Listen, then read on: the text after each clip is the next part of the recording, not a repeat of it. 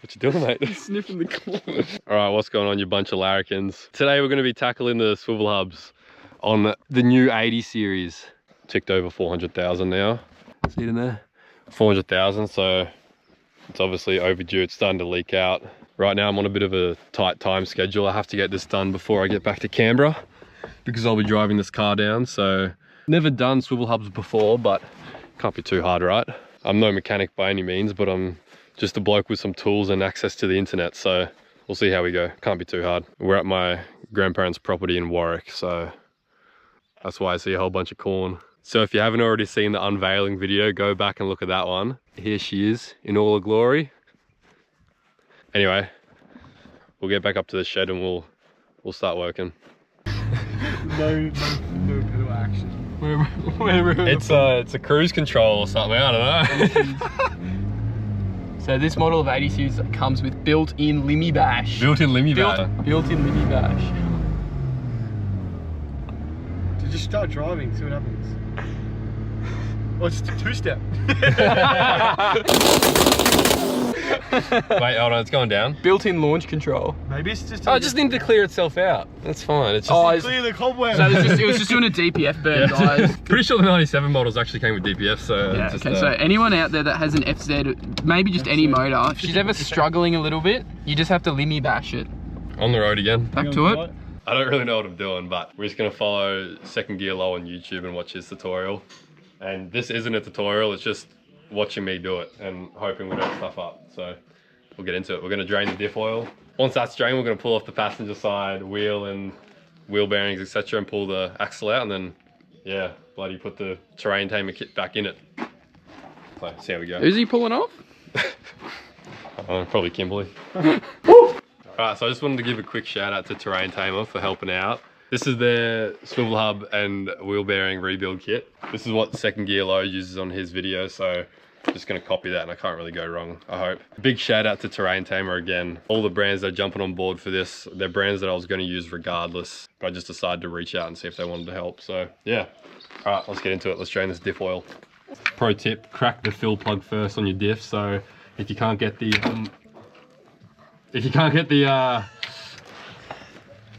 First, you've got to get the socket on, buddy.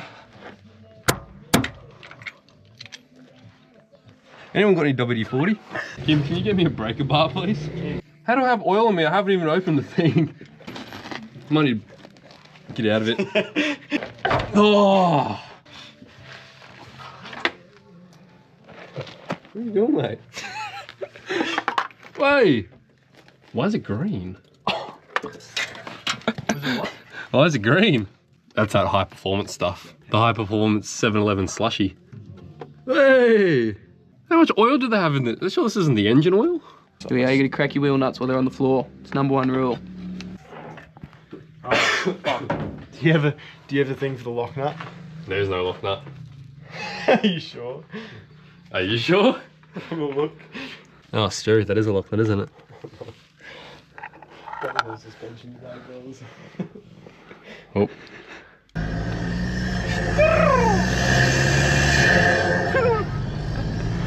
Ladies and gentlemen, first predicament. About 5 minutes into the, 5 minutes into the job, and we're going to. Bring a 19 mil. Why do I need a 19 mil? Yeah, first predicament is Kimberly forgot to bring a wheel locking nut opener thing. So yeah, so now we're headed to Super Cheap. 5 minutes into the job to bloody get a locking wheel nut opener. I thought this was going to go so swimmingly. Nah. Hopefully this is the only trip we have to make. I guess we'll find out soon. This hat is just broke. That's not 18. Yes, it is. Not the inside. You know how millimeters work? How we feeling? How the f do you not even know how to take your wheels off? Unbelievable. It's embarrassing.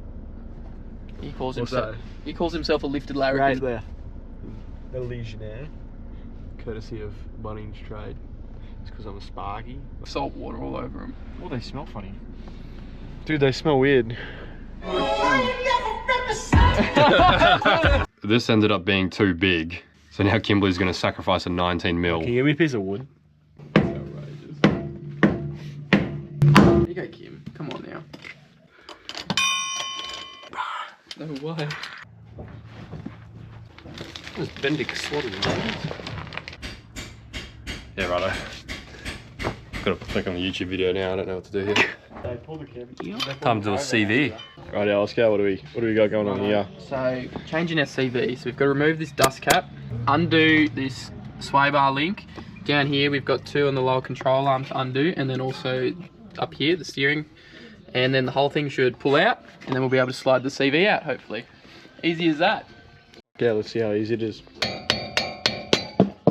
Now we just fucking bought a special socket from the old super cheap auto. 35mm. Where is she? In the car. Anyway, anyone wondering what size it is? It's a 35. Don't listen to what you see on the internet. It's 35, Yeah, they don't not know 36. what's going on. 35. This stage, just pull the pin out here, and take this off, and we've got our 35mm. Just proof it is a 35mm. Nice and snug. Now, I'm gonna hit it with the impact because we're too lazy to use a breaker. Let's give it a go. So we've gotten the steering arm 19mm off. I've got to give it a bit of persuasion with the hammer. We'll pop that ball joint out, and then we'll crack onto the sway bar link as well. A little bit of an update. We had to use a ball joint puller. She was really not loving life, and then we also have to just jack it up a bit. Ball joint puller to get that one off. Yeah, she was just a little bit too lifted to pull it out under its own steam, so we just had to give it a bit of extra room and jack up the lower control arm. Zip tie this. And then just zip tie her out of the way, so it makes the rest of the process a little bit easier. Alright, so we cracked them. Now they should be able to come off nice and easy. Beautiful. 1, 2. Perfect. Now last one, we've just got to undo this sway bar link, and the whole little assembly down here should swing out, and the CV will pop out. Get a look at the state of this CV. Yeah, turn it back and forth. Be nice if the boot was on, eh? What if you want that? You can use Nice and greasy. Yeah, not ideal. One too many trips to the beach, eh? Oh, how's this for a hub socket? Bloody hell. Whoop, whoop, whoop. The angles are fucked. Why'd you buy an IFS vehicle? Why would you do that? I don't know, dude. Oscar. Hang on. You got your ugga dugger? So once we've undone all the business we spoke about, you can pull this out. It's just all one unit now, all free. And the CV pops out on this end, and then we've got to disconnect it from the diff end. Pull her out, slam a new one back in. Pops out that easy. Genuine Toyota. You're just getting, we just want to get really good at it, so you just push parts in. Push parts or brakes and you fix it a lot of times, and you'll get used to it. Yeah, pretty much. Oh no, dude, I didn't even see that. Do we? Ooh, greasy, gross. Yeah, see, like it's all new wheel bearing grease. That's good. Maybe. Maybe. What are we up to, Kempy?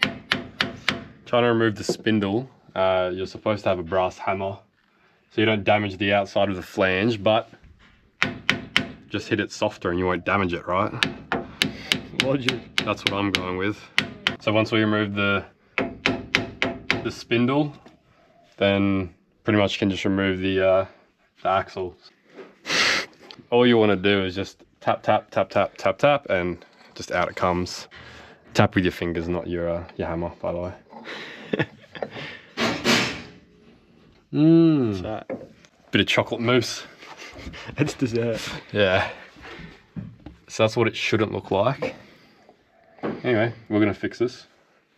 Yeah. Gotta clean all these parts up first. Oh yeah. Money shot. Straight out.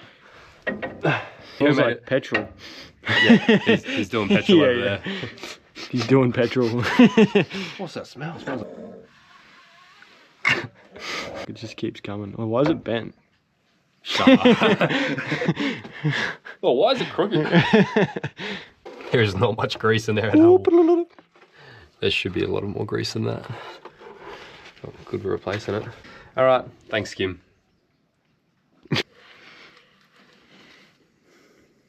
It's truth. The boys have run into some trouble trying to pull the CV out. How long have you been trying now for? Too long. Too long. She doesn't want to come out. Trying to pry it out, but she doesn't want to come. Oh. What have you done, Kim? Crunch my knuckles. YouTube videos make it look a lot easier. Not this one. Because this bloke's trying to work on your car, that's why. Look at this Hilux. It's nice, but it would be nicer if it wasn't a Hilux. It's very cool.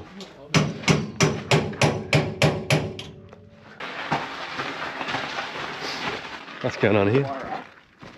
Does it fire up? Of course it does. It's a Chinese spec 75cc.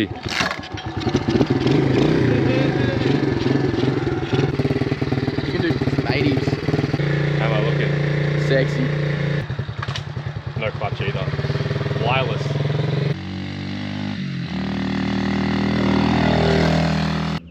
Oh yeah, man. Oh yeah. Oh, it's coming. Hang on, I want to pull it. Oh yeah, bro. Yeah, just Wait, hit it. It's out. It's out. The pogo stick, fella. I didn't know.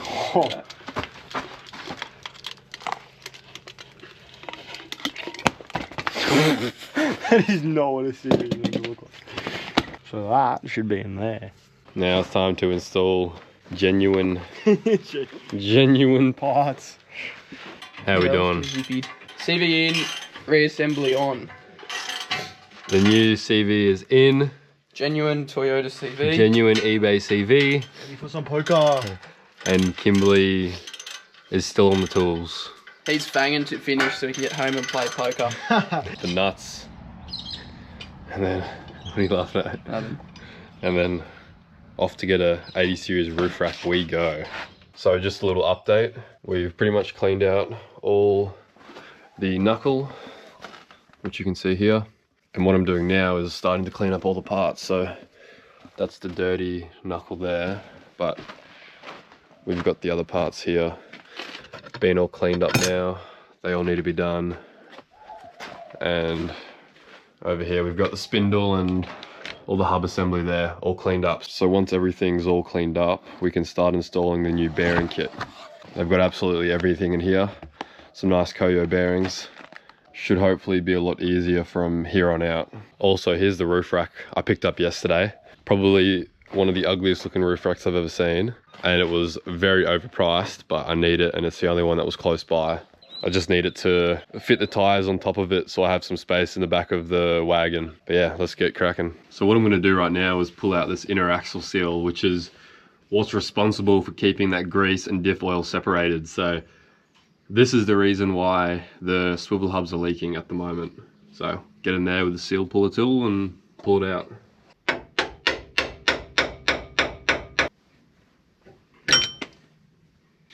And there we go, that's the inner axle seal out. It looks okay, to be honest, besides from where I've absolutely ruined it trying to pull it out, but yeah, it's obviously starting to perish a little bit there. While I'm here, I may as well also knock out these races too. And there's one of the races. And there's the second racer out now. Alrighty, so everything's been fully disassembled, fully clean, and we're ready to start reassembling. This is the axle and CV here. Here's the brake assembly.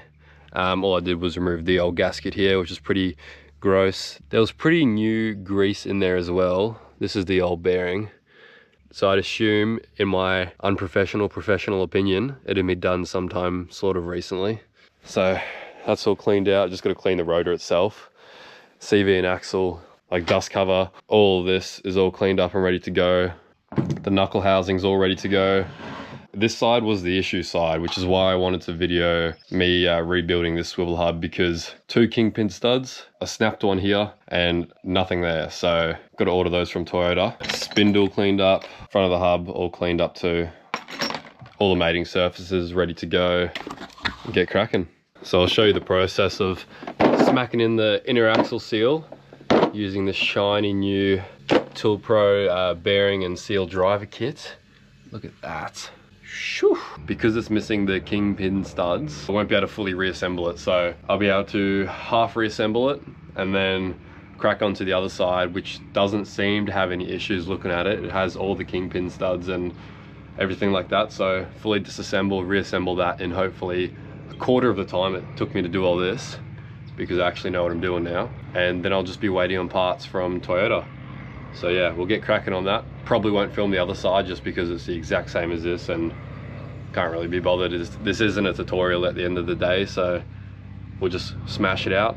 Also have to do a quick service on the car, oil filter, and then rip out the rear seats, put the roof rack on it, and then yeah, try and fit 5 35s, a full 4-inch suspension lift, 5 alloy wheels, all my tools, and a suitcase.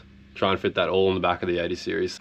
It's gonna take a while, and I'll jump in on the camera every now and again when we get to certain stages of the build, I guess.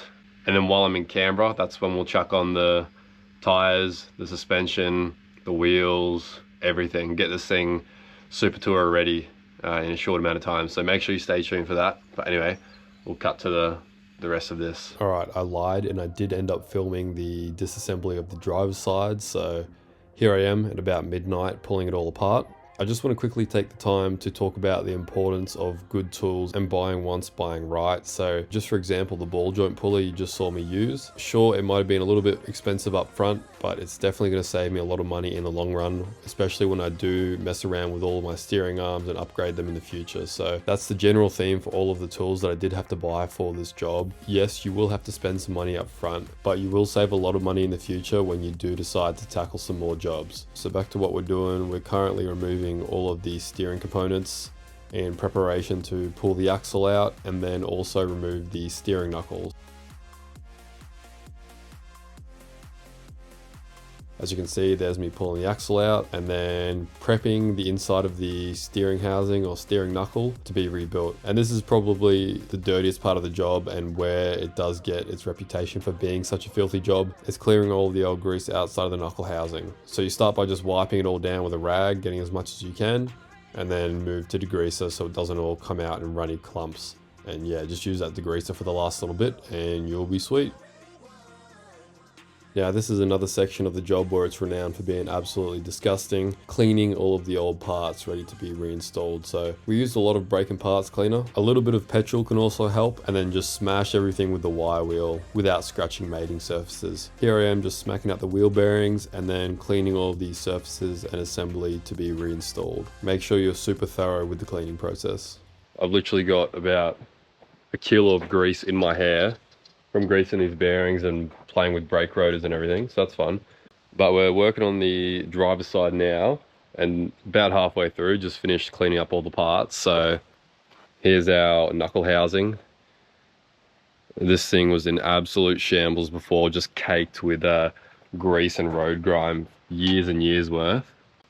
Dust cover all cleaned up, all the bolts and hardware. Spindle is all cleaned out, brass bushing is removed, so the new needle bearing and half brass fitting will go in there. The hub flange is all cleaned up, all the hardware. Just doing the brake races and bearings underneath that cloth. Yeah, basically what I'm up to is packing the knuckle bearings, packing the wheel bearings, putting them all together. Come over here. In all this mess, we've done the inner axle seal behind here. Inner axle seal, top, bottom races, split ring, rubber, felt. So that's where we're at now. Just gonna break for lunch, and after lunch we'll keep cracking on. But I've got a few minutes, so I'm just gonna address the situation with the rear seats because I'm gonna be pulling them out and leaving them here. There we go, first seat out. So I'll just repeat the process with the other seat and show you what it looks like. And here's the final product. Obviously just removed the rear seats, so it's nothing crazy, but I'm pretty keen to get started on the rear setup for this thing. I've already got a few things in mind on what I want to do, but it's going to be looking pretty nice. So I'm keen to get onto that in the future. And these are the rear seats here. If anyone was interested, immaculate condition, both of them. No tears, no scratches, no scuffs, nothing, no rust. Showroom condition. If anyone's interested in buying them and they haven't sold, shoot me a message on Instagram.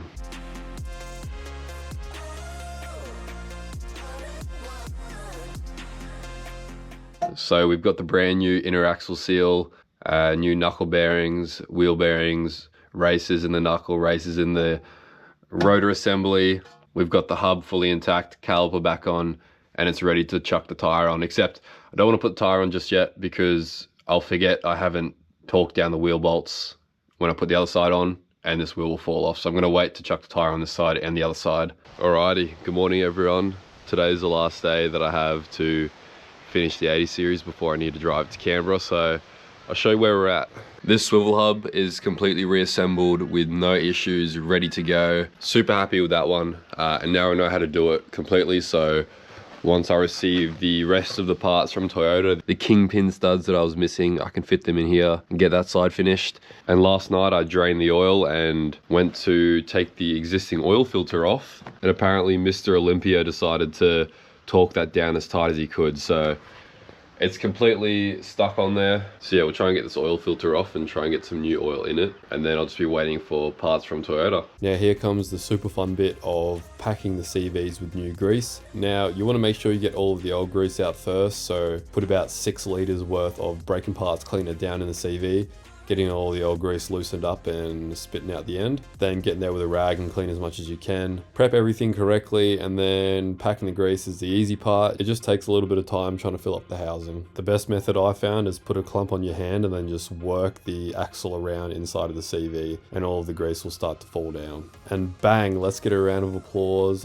Both swivel hubs are complete. This is definitely the biggest job I've ever done on my Land Cruiser. I've never ever tackled swivel hubs, even on the old Cruiser I had. So it's a big achievement and I'm super proud of the work I've done. And if you are thinking about doing your swivel hubs yourself, just try and give it a crack. And I guarantee you'll probably surprise yourself. Here I am just showing that new oil filter on after I managed to get the old one off. And have a look at that old one. Absolute crinkle can. Destroyed it trying to pull it off. But again, someone was absolutely reefing on it to try and get it that tight. So we got the swivel hubs completely rebuilt. They're all back in the car. Didn't film the end of that because we were in a rush. You might be wondering why everything looks a little bit wet. I was wondering the same thing when I pulled up as we're driving from Warwick to Brisbane. Pulled up an hour and a half in and saw all this water down here, and the radiator has sprung a massive leak. So right as I pulled up, it started to all piss out pretty hard. And we depressurized it, and when we depressurized it, we found a big hole down the bottom that was spraying a good leak out of it. So radiator needs to be replaced, but the issue is we're stuck in the middle of nowhere. We're at these nice beautiful silos out here, and we're about an hour and a half away from Warwick, and we're about 40 minutes from the next big town, Gundawindi, and 30 minutes back the other way to Inglewood, I think. So got a few options, not sure what we're gonna end up doing, but I just need to source a radiator and we'll be able to do the swap ourselves. But yeah, other than that, the swivel hubs are completely fine, so there's a plus.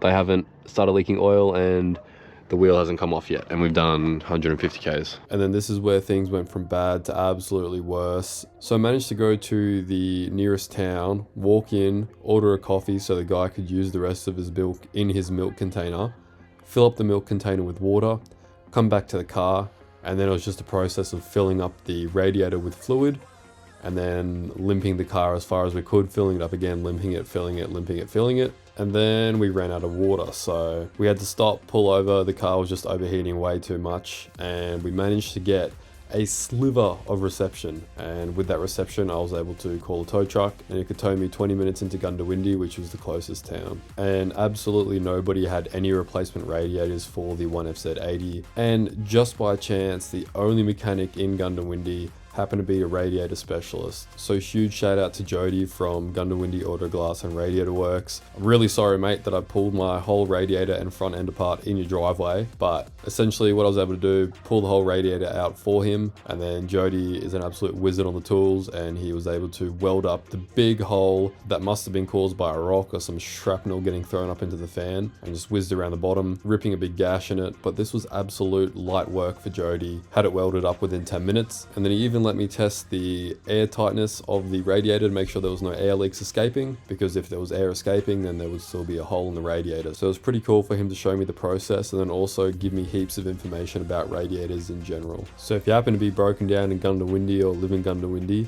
make sure you give Jody a call. Definitely don't pull up into his driveway and start stripping your radiator like I did. I'm just glad he was in a good mood and didn't want to bash me for doing so. So a couple pineapples to sort him out for his time, and then this is when I realized I've ruined my nice sweater. But moving on, here we go, radiator back in. Jody just doing all the fluid checks, making sure that the thermostat is opening and taking in the fluid. and then we're back on the road again, and we're driving, and it's 3:10 in the morning, and the whole ordeal took us 9 hours. Alrighty, so essentially I forgot to record an outro for the video, which is why it's about a week later and we're out here fishing. I mean, I'll basically finish off the story for you. So driving all through the night, ended up sleeping halfway for a couple hours, and then drove all through the morning as well. Ended up getting into Canberra at about 5:30 in the morning. And yeah, basically the swivel hubs we had no issues with.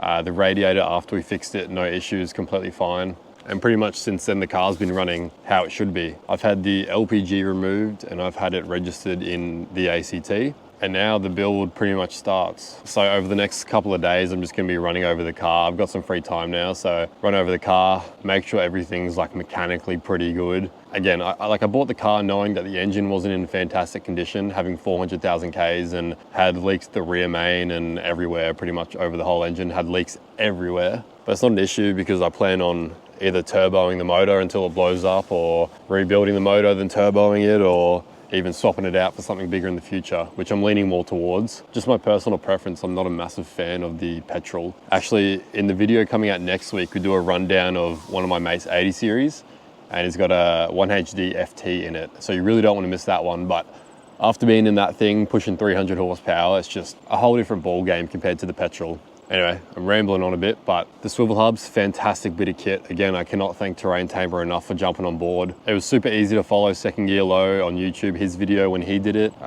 super in depth. So if you are doing swivel hubs on your 80 series or 105 or whatever it might be, firstly, make sure you hit up Terrain Tamer.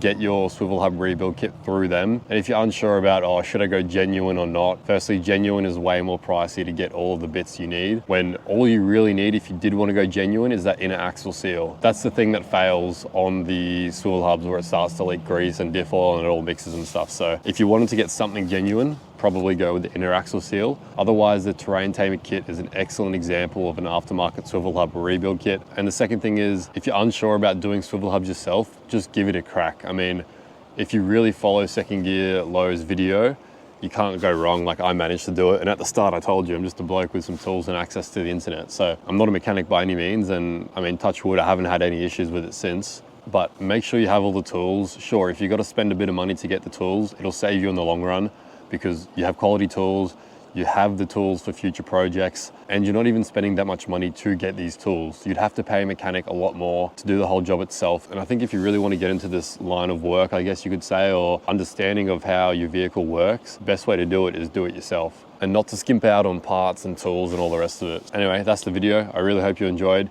If you haven't seen the reveal of the new 80 series, make sure you check out that video, which was posted before this one. And then stay tuned for next week's episode, where we have a look at another 80 series, but this one has a little bit more sauce to it. So see you next week and have a good one. Also, can't seem to catch any fish. I don't know, it must be a Canberra thing. There's no fish in the whole bloody river.